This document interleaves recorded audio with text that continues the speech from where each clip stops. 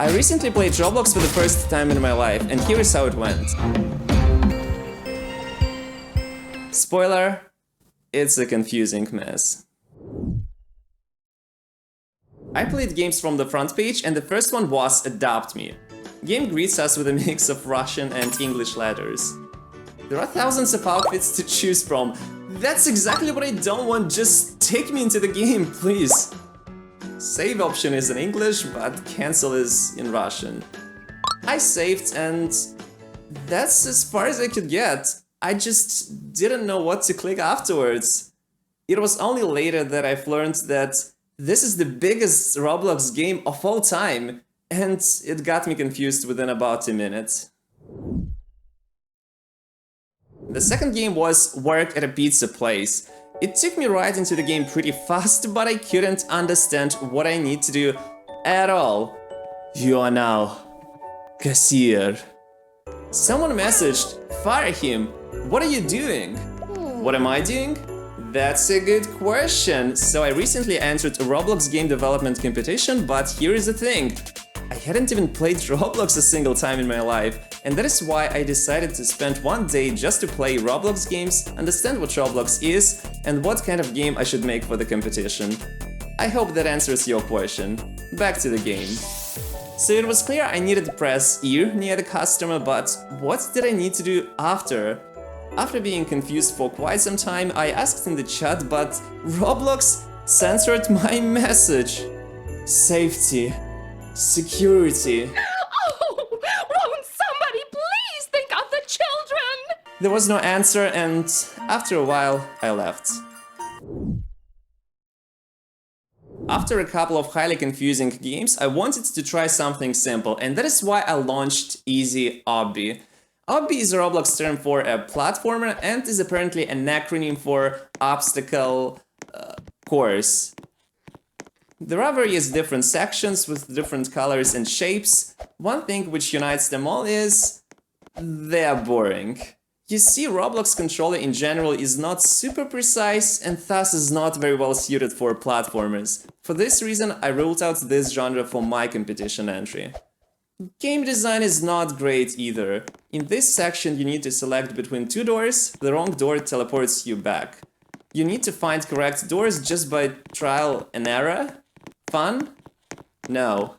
Common in Roblox? Apparently yes.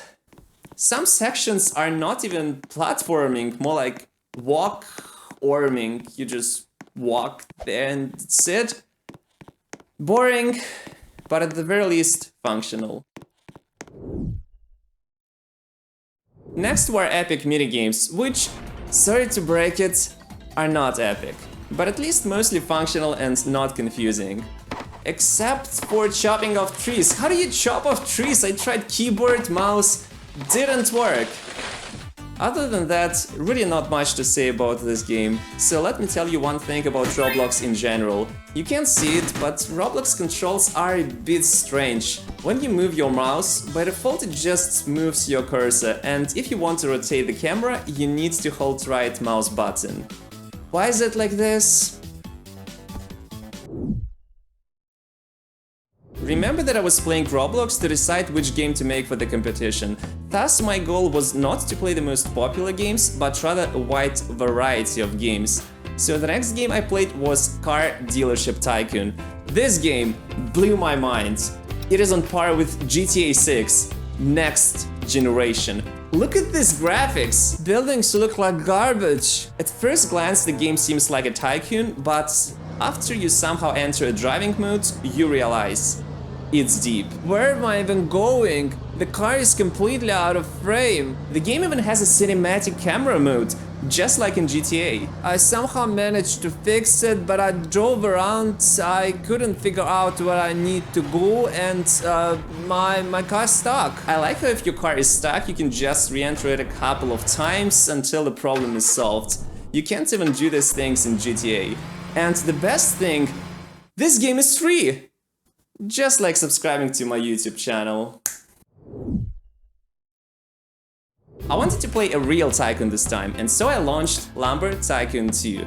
Another thing to clarify is how you play Roblox. You browse games in your browser, press play, and it launches the game in the Roblox application, which you need to install the first time you play anything.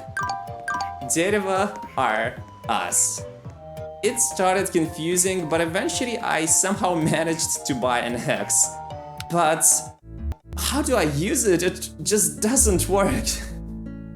Okay, I eventually figured I had to open the axe first before using it. And I even managed to chop a tree, but boring. I wanted to try a real tycoon still, and so I tried Gym Tycoon. The loading screen looks quite promising, and the game delivers! It's actually the first game I've tried today which looks professional, with a tutorial, nice user interface, stylish graphics, and cool animations. I've built quite a big gym before the progress eventually slowed down and it started to get boring. Up next was Tower Defense Simulator. Do you know one thing which you absolutely need for a tower defense game? Towers! I tried to find them, but there just aren't any. This clearly deserves a dislike. Okay, I verified my email. Okay, are you logged in? Seriously, why can't I dislike it? I went in to play Build a Boat for Treasure. You build a ship, click depart, wait, don't leave without me. Ship flows with water, bumps into obstacles while you just sit there and wait for ship to get crashed. Oh! Ouch! The second time I tried to build something more decent, but that didn't help. It seems like you are supposed to be able to control the ship, but as with many things in Roblox, it just doesn't work. Game 10 for today, 3008. It is supposed to be a horror, but nothing happens. I walked and walked and walked. Okay, eventually I stumbled across some zombie legs, which are so slow that they are not a danger. But what's the goal? What do I need to do? I wanted to dislike it, but as before, it didn't let me. If you can't dislike something bad, then for balance you need to like something good. Like for example, this video. Besides the competition, another reason I play Roblox is because as a YouTuber I need to be aware of trends. Quite unexpectedly, the next game I played was a first-person shooter called New Zombie Uprising.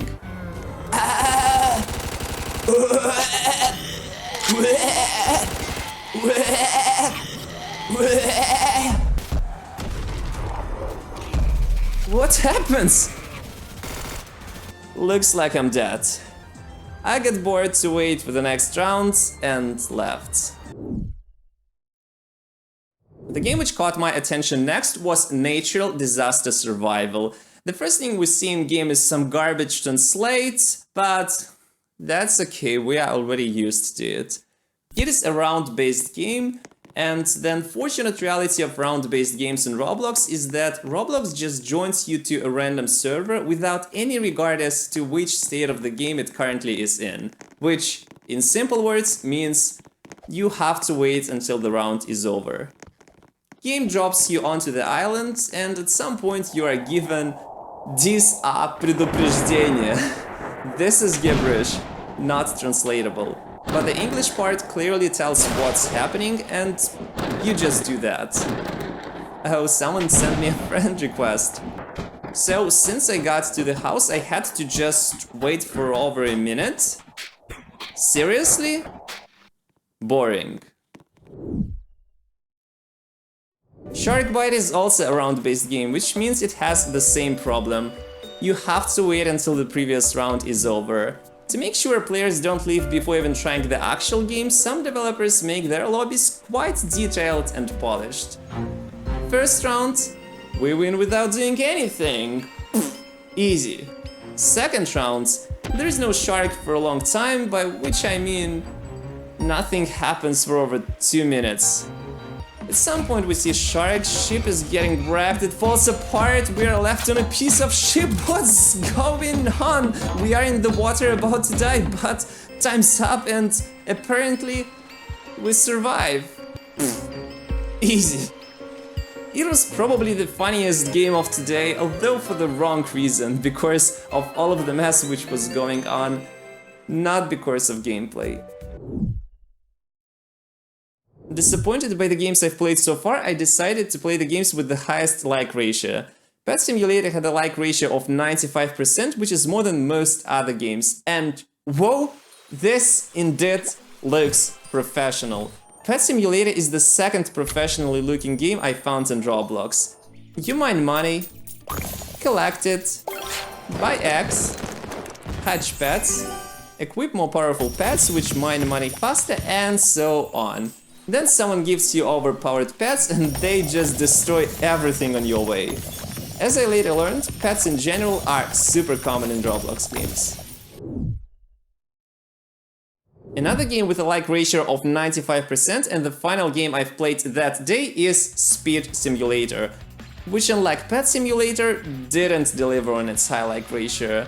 It's a simple racing game. You enter a race and you just need to come first. How are they so fast? At first I tried to hold shift, but apparently there is no running in Roblox. As it turns out, it's simple. The more you walk, the faster you walk. Yeah, not a very smart game.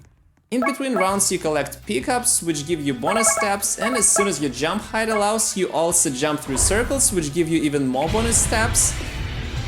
Did I say it's not a very smart game? Which I've played more than I'm willing to admit. I was getting faster and faster, and at some point I even managed to come first. It was my first time playing Roblox, and I don't want to sound overly negative, but I was just astounded by such a low quality of games. Of course there are bad games everywhere, but I only played games from the front page, some of the most popular ones, the ones which Roblox promotes and which I played a huge number of times.